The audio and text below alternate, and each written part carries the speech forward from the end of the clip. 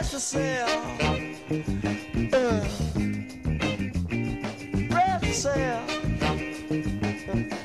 On commence par Roland Garros, Grégoire, oui. avec hier. On peut appeler ça un exploit, oui, non? Alors, oui, c'est un très beau match entre Tsonga et Berdych. Moi, je voulais plutôt commencer par Monfils et Federer. Ah ouais, voilà. ils ont terminé à la bougie, non? Exactement, voilà. Même ils ont soufflé sur la bougie sans les se coucher. C'était donc hier soir.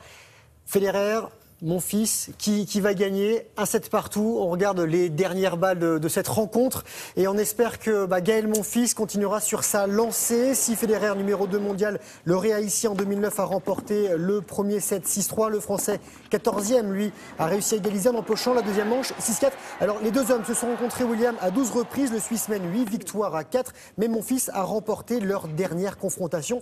C'était en avril à Monte-Carlo. Qui de Federer ou Monfils passera en quart de finale? Verdict cet après-midi.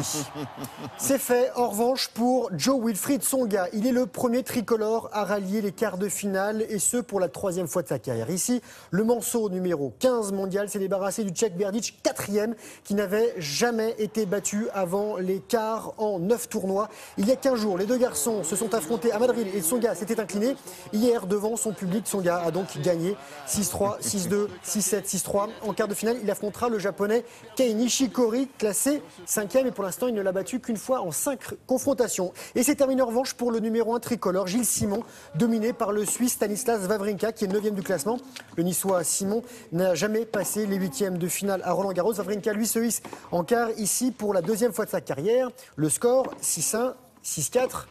6-2 et ce point jusqu'au bout. Et il n'y a plus aucune fille du côté du tableau féminin. C'est Alizé Cornet qui était la dernière représentante tricolore, éliminée par la joueuse jeune, prometteuse ukrainienne Elina Svitolina, qui a 20 ans, 21e mondiale. La Française a tout de même sauvé 5 balles de match avant de s'incliner 6-2, 7-6.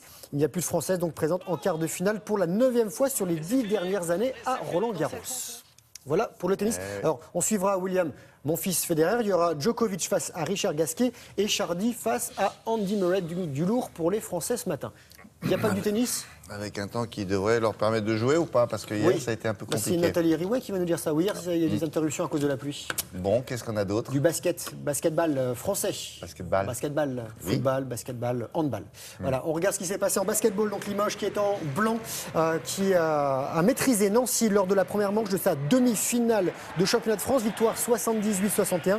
Les Limogeaux mènent 1-0 dans la série qui se dispute au meilleur des 5 rencontres. Le deuxième match, ce sera demain. Bordeaux-Bègles, les rugbyman de Bordeaux-Bègles qui disputeront la Coupe d'Europe la saison prochaine pour la première fois de leur histoire.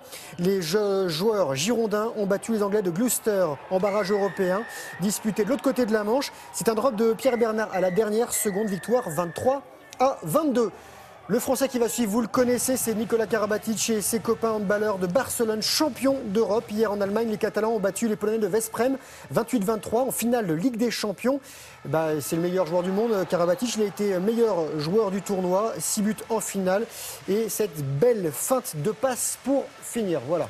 Ce serait bien de faire des zooms, on dira ça à la réalisation du côté du handball. Et bon baiser de Kiss, le Belge, Ilio Kiss. Ouais, t'es pas mal, c'est là. C'est lundi, j'ai le droit. Oui, Kiss, voilà. baiser, Oui. Non, mais pour ceux qui ne sont pas polyglottes, qui ne sont pas anglophones, Comme voilà, on vous. ne sait jamais, comme moi. Non, voilà, il a remporté la dernière et 21e étape du Tour d'Italie. C'est l'Espagnol Alberto Contador qui remporte son 2e Giro.